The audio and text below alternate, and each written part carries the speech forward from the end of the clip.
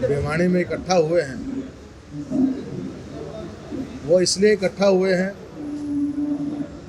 कि हरियाणा सरकार ने प्रधानियों को शक्तियों को कम करने का काम किया है।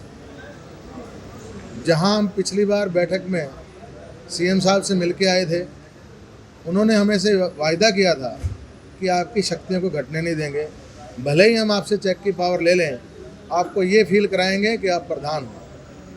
हमने भी ये निवेदन किया था कि हमें समाज की समस्याओं के लिए लोगों के बीच में रहना पड़ता है।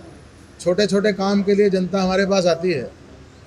अगर हमारे पास अधिकारियों से काम कराने की शक्ति नहीं होगी तो शायद हम काम नहीं करा पाएंगे। दूसरी बात, भारतीय जनता पार्टी ने हमें ये सोच के टिकट दिया था कि ये लोग काम करने वाले हैं और ठीक हैं। अगर हमारे पे विश्वास नहीं था तो हमें टिकट देने की क्या ज़रूरत थी। इससे डीडी पावर लेने से एकदम हमें ये लगता है कि शायद सरकार को हम पे विश्वास नहीं है। उसके लिए आज हमारी ये बैठक थी जिसमें सभी हरियाणा के प्रधान पहुँचे हैं और हमने एक सामूहिक रूप से निर्णय लिया है कि हमें इसके लिए जो भी लड़ाई लड़नी पड़े हम इसकी लड़ाई लड़ेंगे। हमें चाहे इसके लिए लीगल एक्शन लेना पड़े वो भी लेंगे, हमें पार्टी के उच्च लेवल के नेताओं से मिलना पड़े वहाँ भी हम मिलेंगे। फिर भी हमें लगा इन अधिकारियों से, उच्च लेवल के सरकार के अधिकारियों से, नेताओं से, कि हमें लगा कि कुछ निर्णय नहीं कर पा रहे हैं तो हम अगला आंदोलन करने के लिए भी तैयार हैं। क्या प्रारूप रहेगा अगला आंदोलन के लिए हम 15 दिन के बाद फिर एक बैठक करेंगे। उस बैठक में जो भी सभी साथियों को सुझाव आएंगे उसके अनुसार हम काम करेंगे। ऐसा एक निर्णय आज की बैठक में लिया गया। भाई कोई अधिकारी भ्रष्टाचार में है तो उसको सरकार अंदर करने का काम कर रही है। अगर हमारा कोई चेयरमैन भी, मैं आपसे अपील करता हूँ, अगर हमारा चेयरमैन भी कोई भ्रष्टाचार में लिप्त है तो उसको भी अंदर करो। भी कोई अधिकारी कोई पाकिस्तान से या कहीं विदेश से थोड़ी आया है, वो भी हमारे समाज का है। गलती जो भी करे, चाहे वो प्रधान करे चाहे अधिकारी करे, सजा के सभी अधिकारी हैं। भाई सरकार ये करी कि भ्रष्टाचार रोकना है। भाई भ्रष्टाचार रोकने के लिए हम कोई अलग से थोड़ी हैं, अलग से दुनिया से नहीं है। अगर हमारा कोई प्रधान गलत करता है वो भी अंदर जाए, हम इसके लिए भी तैयार हैं। हम कोई सरकार से माफ़ी मंगवाने नहीं आएंगे कि हमारे प्रधान को छोड़ दो, आप जो भी आपको गलत लगे हटा दो उसको। आपके पास पावर है, आप सस्पेंड भी कर सकते हो, अंदर भी कर सकते हो, जांच भी करा सकते हो, तो बस हटा दो। भी क्यों हमारे पर रहम दे रहे हो आप?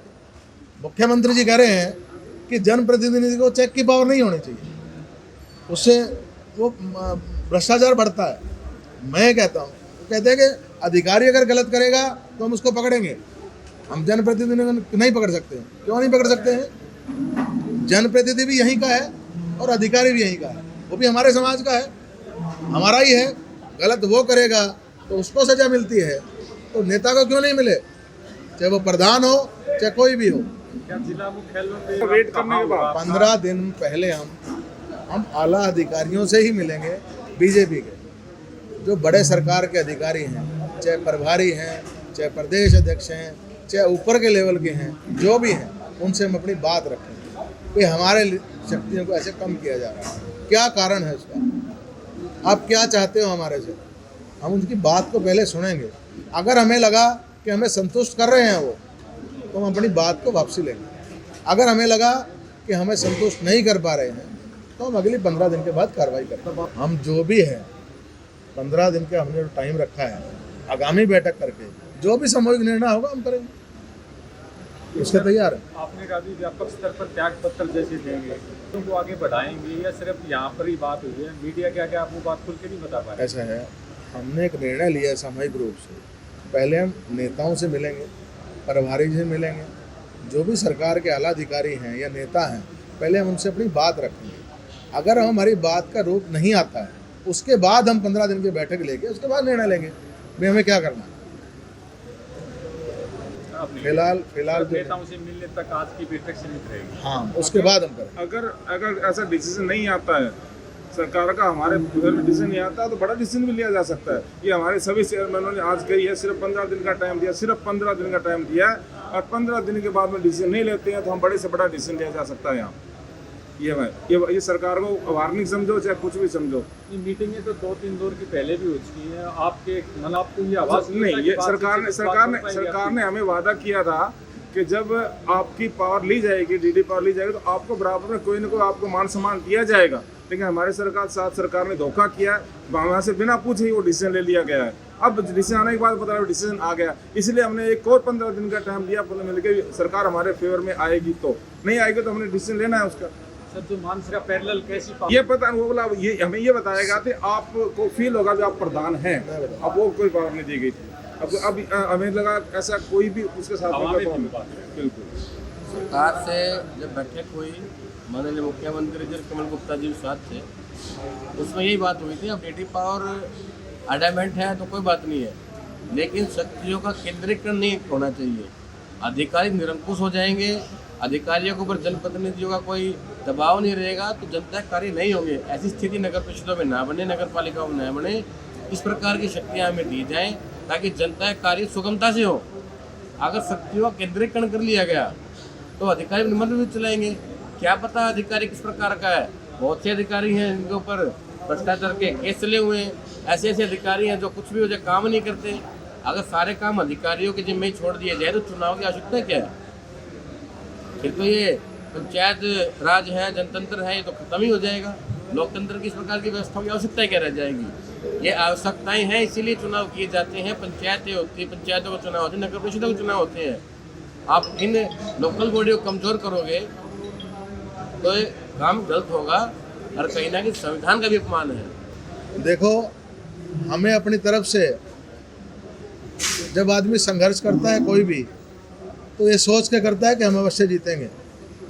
हम भी इस प्रारूप पे हैं कि हम जब सच्चाई से संघर्ष कर रहे हैं और अब सब काम करने वाले लोग हैं, सब ईमानदारी से प्रधान काम कर रहे हैं, तो ऐसा नहीं है कि हम उस काम को जीत नहीं पाएंगे।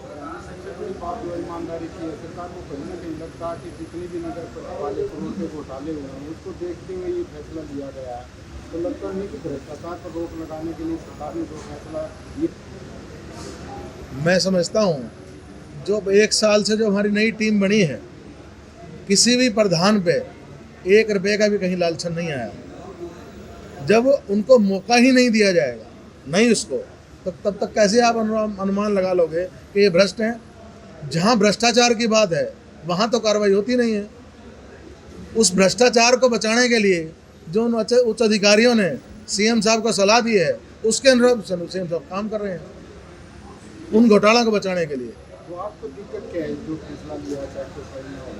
हमें ये दिक्कत है कि जो अधिकारी पहले निरंकुश हैं, वो कम से कम ये डरते थे कि प्रधान जी से चेक पे साइन कराने जाना है, अगर हम काम नहीं करेंगे तो शायद प्रधान जी कहेंगे इस काम को कर लो। उनको एक मन में एक भय था, वो भी नहीं रहेगा। अभी कुछ दिन पहले मैं आपको एग्जांपल देता हूँ, ऐसे एस्टीमेट बना के ले आए जो बिल्कुल नाजायज़ थे। अगर हम उसका था, पहले भी कोई सिंगल साइन नहीं थे, पहले भी प्रधान के साथ सेक्रेटरी या ईओ अटैच था, ये तो नहीं था कोई सिंगल था। पहले भी एक अधिकारी तो सरकार का था ही। अब सरकार ने प्रधान को हटा के एक एओ को पावर दे दी कि एओ 100% ठीक है। भी पहले भी तो ज्वाइंट थे ना, तो सिंगल नहीं थे, तो अब ऐसा क्या हो गया था कि सिंगल करना पड़ेगा?